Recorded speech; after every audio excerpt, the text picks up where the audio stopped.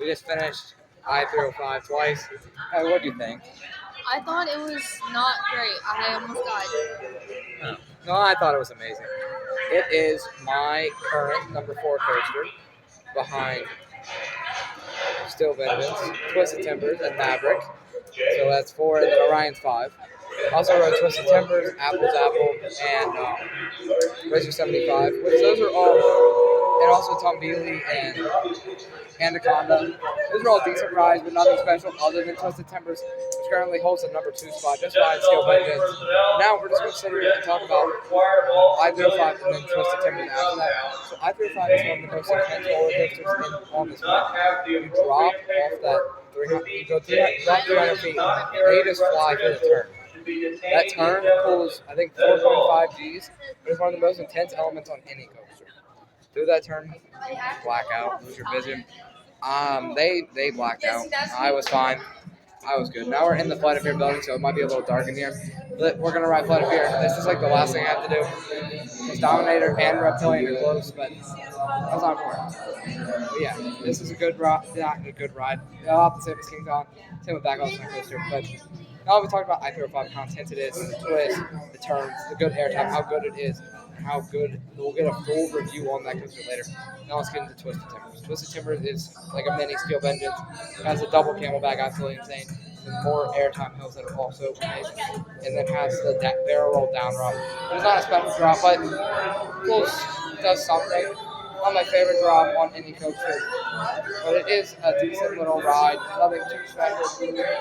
Well, it is special, but that drop is not special compared to the rest of the ride. The airtime is good. Other than that, Twisted Timbers is really just airtime. The inversions are okay. Nothing special. You randomly go to Twisted for the airtime. And we've been here for about 2 hours now. We've still got a long day ahead. We'll come back after we ride I-305 again, or maybe Flight of Fear. Either Flight of Fear, maybe I-305, maybe Twisted Timbers. But I'll see you then.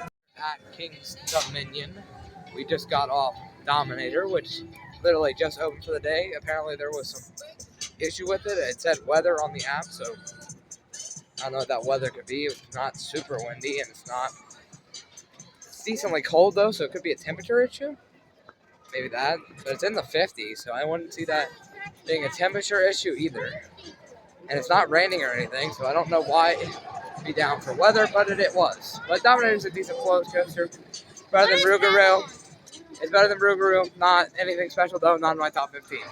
Now, we also got off Flight of Fear, which is just like the one at Kings Island. This has some different theming pieces. It is slightly rougher, just don't know if that's important. And then there's Dominator behind me, going up its lift hill. Are we gonna ride this just so we can see it? And now we're gonna go ride Woodstock Express for the credit. The one credit I am going to be missing right now, as of right now, because it's not open, is Reptilian, and also the Great Pumpkin Coaster, because they don't let me ride it. I wonder if I slipped in $20, he would let me ride it. I'm asking. Probably not.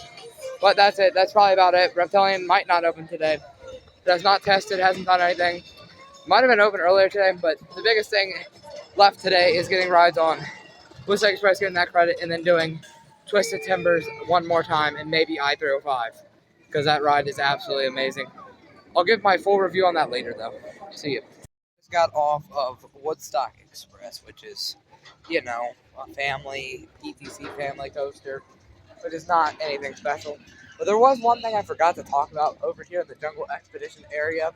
As Tom Bealey goes up its lift hill and drops. There's Tom Bealey being Tom Bealey.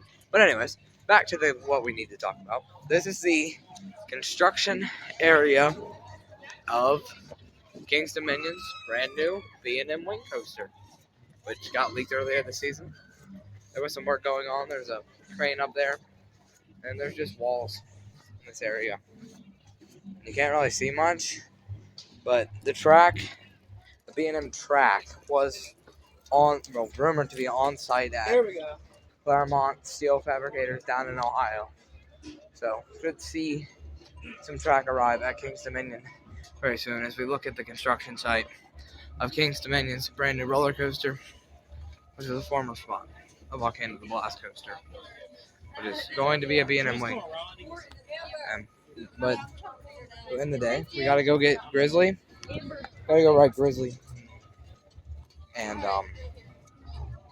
Grizzly, and some more on Twisted and I-305. But there you go. That's the new next spot. King's Dominions, brand new. B&M Wing Coaster. See you guys later. Boo Blasters on Boo Hill, which is very similar to the one at Kings Island. Slightly different train style, slightly different track, slightly different ride, but it has the basic same idea. And Reptilian is finally open for the day, so we're gonna get one of the last credits we need here. One of the last ones we needed is the only one we need here that I can actually ride is Grizzly, because I can't ride the Great Pumpkin Coaster because they don't allow me to ride it. So this is like one of the last credits we need to get, and then we're gonna go to Grizzly and Twisted Timbers, and then I want to ride I-305 again, but they are cooked. They don't want to ride I-305, so I don't know if I'll make it back over to I-305 for one more, because that ride is absolutely insane. It's one of the best coasters in the world, one of the most intense for sure, and inside my top 5 for sure. Questioning if it's either 3, questioning up whether it's 4 or 5. So it's either ahead of Orion or behind Orion. I'm slightly considering going ahead of Orion, but I'm undecided on that.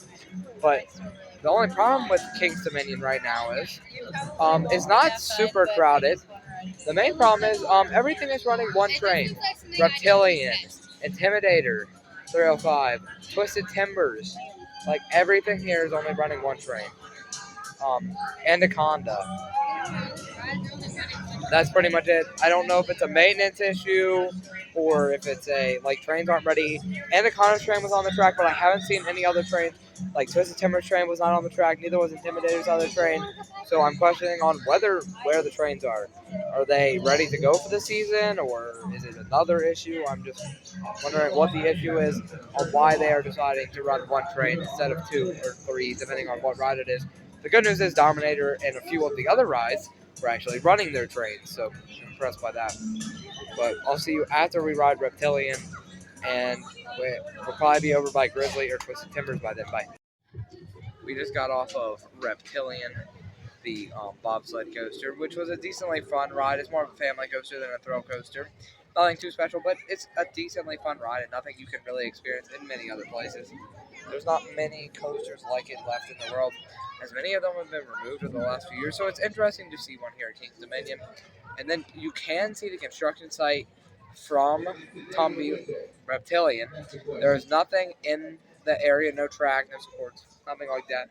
No B&M track like you would expect a coaster. So there's none of that stuff, but you can see where they have cleared most of the land. There's a lot of dirt in the area where they're flattening the land and getting it ready for the coaster that will be going up. Probably later this summer, we'll start to see some track and some sports going up. So I would expect that coaster to be complete by spring of next year. That's my guess. But it is a B&M launch wing coaster. Probably something like Thunderbird. And we'll see what happens there. But that's it. Bye guys. See you all next time. We're still here at King's Dominion. Just got off one more ride on Twisted Timbers, but it's still an amazing coaster as it was earlier. Just running a lot better. That double camelback at the beginning of the ride is absolutely amazing. Now we're in line for Apple's Apple again because I've ridden pretty much everything here. I'm going to head back towards I-305 in a little bit, so we have a little bit more time here. And then we also rode Grizzly, which is a decent wooden coaster, pretty smooth. Gravity Group did some amazing work on that, so much better than it probably used to be, even though I didn't ride it before. It looks like it is a pretty decent ride. I would ride it again, but I don't know if I'm going to go back over there. It was a short wait, but I don't want to go back and ride Grizzly, really. Smooth, but nothing too special. I might get one more on Twisted and one more on Intimidator 305 before I leave. I'll see you guys then. I just got back from King's Dominion in Virginia, and my phone was having some issues with the mic at the end of the night at King's Dominion, so I didn't have the ability to talk about the end of the night while I was there. So this is how the night ended. I ended the night with 3 rides on Intimidator 305 or Project 305 or I-305, whatever you want to call it. And that coaster is absolutely insane. At night, during the day, it's just an absolutely insane ride. In the back row, it's the best because I couldn't get a front row ride because the front row is always insanely long. But that ride is just so intense, has some great speed. I don't know exactly what speed it gets. because according to Intamin, it hits about 90 miles an hour, and sometimes KD says it hits about 90, 91 miles an hour, but at other times they've claimed it hits about 94 miles an hour. So somewhere in between 90 and 94 miles an hour is about the speed it hits, but that's not really important because that drop at 85 degrees down 300 feet is absolutely insane. The only problem is the over-the-shoulder restraints limits the airtime you can get over that drop. Like, you can still feel it in the back, but any other row is basically non-existent. And then you drop down and you just go through that turn, and that's like one of the most intense elements in the world. Like, most people gray out, black out on that element. Me personally, I only like kind of grayed out once, and that was my last ride of the night after I rode it 2 times in a row before that. So basically like 3-4 rides in a row is my limit on I-305 before I would gray out, black out. But other than that, this ride is insane. The twists, the turns, this is one of the most intense coasters on the planet, and it's like one of my favorite coasters, and it's personally my number 4 coaster and my favorite Giga coaster. And I've ridden Fury, Millennium Force, and Orion, and this tops all of them for me. The only thing this ride really lacks is some airtime, and it would have that if it just had lap bars, because sometimes, depending on who the ride hop is, they tighten those vests really tight around you, so you can't really feel the airtime that I-305 would have. But that thing is still insane, even without the airtime. Now, let's talk about the best coaster at King's Dominion, and surprisingly, I like Twisted Timbers more than Intimidator 305, because Intimidator 305 is just insanely intense, but doesn't have airtime, and I'll take insane ejector airtime over intensity most of the time, and that's why Twisted Timbers takes down I-305, because that ejector on the double camel bags is just absolutely insane. Now, that drop is nothing special, as I said earlier in the vlog, but the rest of the layout, the airtime is insane, the trick track double up, everything really pops. A lot of the elements are really good. There's some, like, not great elements throughout the track, but there's some really good ones in there as well. And this thing provides some amazing ejector airtime, and the best comparison I have for it, it's like a mini version of Steel Vengeance. Now, this is not my favorite park, and I do have a few issues with the park that I need to get into before I end this vlog, and this is the last part of it, even though this isn't really a vlog at this point in the video. But anyway, so basically, they have these... They do, like, they stack the queues, like, the gates inside the station. So you, like, the rows will have 2, 3, 4 rides in front of you instead of being further back in the queue. So Twisted Timbers, the line's completely empty. You can literally walk up to the station, but in the station it's just filled. Like, I don't personally like that as much, because when you're with a group, it's harder to stay together because you don't know exactly how many people are in each row, and you don't know exactly when you'll get on the ride. So that's a big issue I have with King's Dominion compared to King's Island, because King's Island just fills the queues, and they don't fill the gates. So that's a bigger problem that I have with King's Dominion, and this is really the only park I've seen do this in the Cedar Fair chain from my experiences with Cedar Fair. The only other park I've seen do this is Six Flags Great America, which is obviously a Six Flags park, and they did this for basically every coaster as well. That's not really the biggest issue. And then the biggest problem I had is the lines were not awful. Like, literally, they weren't awful at all. They were like 15, 20 minutes max. However, I ended up waiting 30, 45 minutes for some rides just because the rides were only running one train, which is obviously understandable because it's not exactly in their main season, but they should be basically ready. Like, Twisted Timbers is on one train, that's fine, but Reptilian should be on at least 2, because it runs 3 trains. Any ride that runs, being down 1 train is not as bad as being down 2 trains.